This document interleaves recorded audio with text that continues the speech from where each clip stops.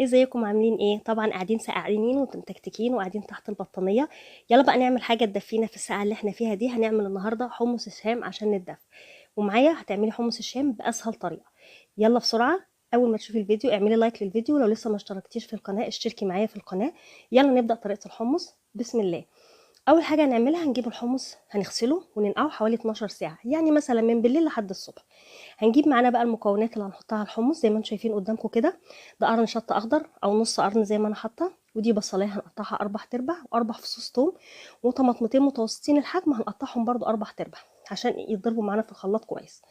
ماشي تمام كده. ونجيب 4 ليمونات او 3 نعصرهم تبع حجم الليمون يعني.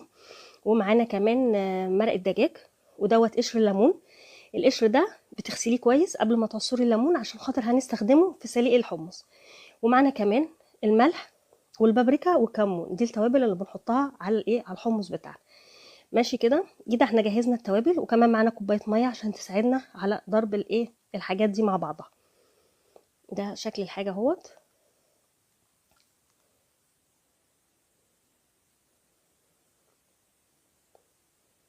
بعد كده بنجيب بقى الحمص بعد ما بقاله حوالي 12 ساعة، أنا سيبته حوالي 15 ساعة، يعني أكتر كمان من 12 ساعة بكتير. هنجيبه ونصفي المية بتاعته ونغسله كويس، ونحط المية تبقى فاتحة كده بالشكل ده. هنحطه على النار، ونجيب قشر الليمون اللي أنا قلت لكم عينوه ونحطه عليه، ونحط ملح ونقيد عليه النار، ونقلبه كويس ونسيبه حوالي 10 دقايق ربع ساعة، ما يزيدش عن كده. الأول بالليمون نسيبه حوالي 10 دقايق أو ربع ساعة، ونقلبه ونسيبه. ونرجع بقى تاني للمكونات بتاعتنا اللي هنعمل بيها الخلطة. هنجيب الخلاط أو الكبة ونحط الطماطم والثوم والبصل والشطة الخضراء، كل المكونات يعني الناشفة في الأول هنحطها معانا في الخلاط أو في الكبة بتاعتنا بالشكل زي الشكل اللي قدامكم كده. وبعد كده هنجيب بقى هنحط الليمون،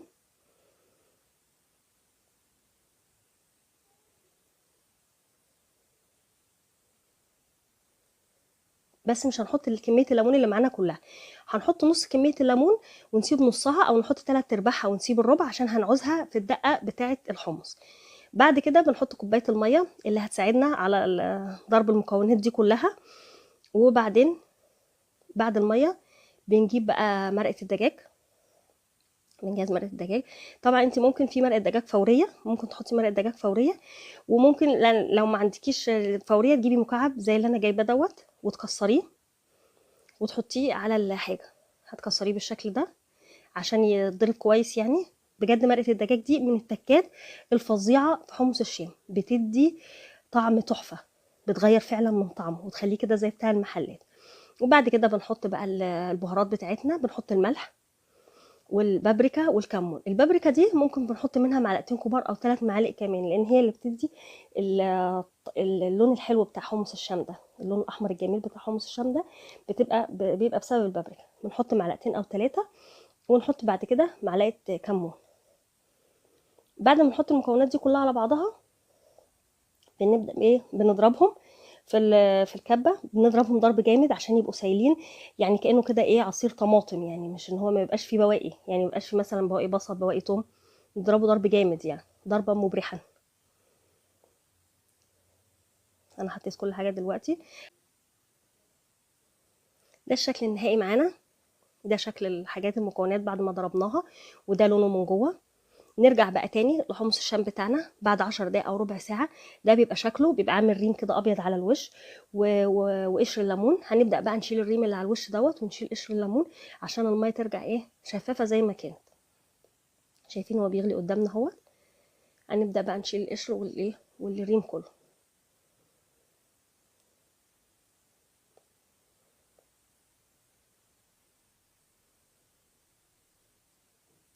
شايفين البخار عمل ايه في البخار عمل ايه في الكاميرا، خلاها بقت مشبره كده. بعد ما شلنا وشكله بقى كده، الميه رجعت تاني شكلها كده، بنقلب بقى. وبعدين بنجيب الخلطه اللي احنا ضربناها في الكبه عندنا ونضيفها على الحمص، وهو كل ده وهو شغال على النار، ما بنطفيش عليه يعني.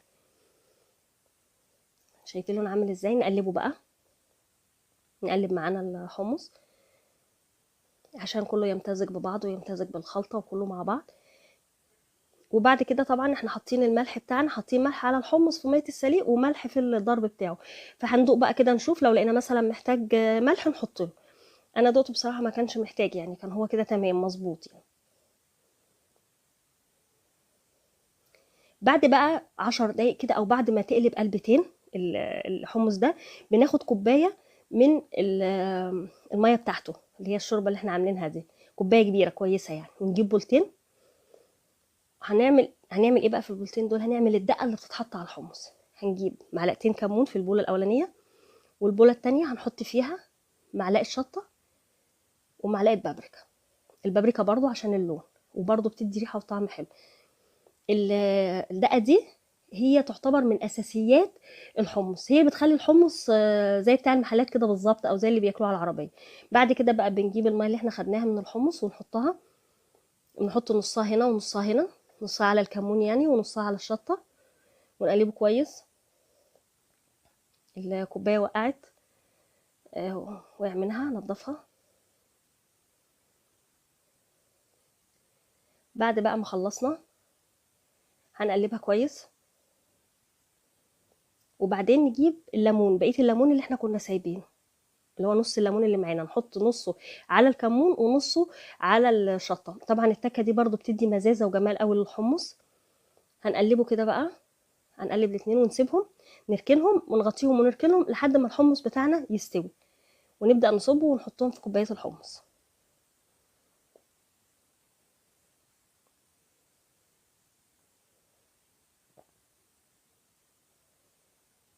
كده الحمص بتاعنا استوى. هنجهز الكوبايات، هنجيب الكوبايه نحط فيها، هنحط معلقتين من الكمون او 3 معالق زي ما احنا عايزين يعني. طبعا هو بيخليه مزز، الدقه دي بتخليه مزز. انا حطيت هنا اهوت كذا معلقه. هجيب بقى الشطه، مش هحط كتير برضو لان هو كان مشطشط معايا من القرن الشطه اللي انا حطيته.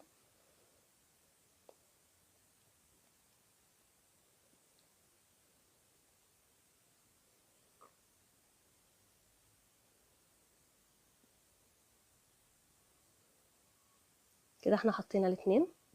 هنجيب بقى الحمص بتاعنا بعد ما استوى معانا شكله اهوت، هنقلبه كويس بقى عشان نصبه في كوبايات.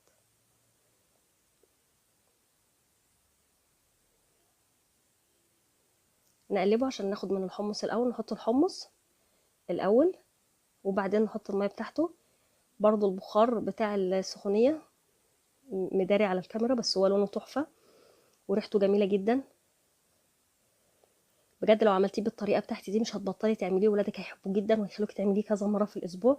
وانتوا عارفين ان الحمص ده حاجه مش مكلفه يعني مفيش فيه اي تكلفه، زي ما انتوا شفتوا، بس بتشتري الحمص وبقيه الحاجات كلها من البيت. ولو عملتيه بالطريقه دي بجد هيعجبك. شايفين لونه جميل ازاي بعد ما اتصب في الكوبايات؟ لونه تحفه، حاجه كده عظمه يعني.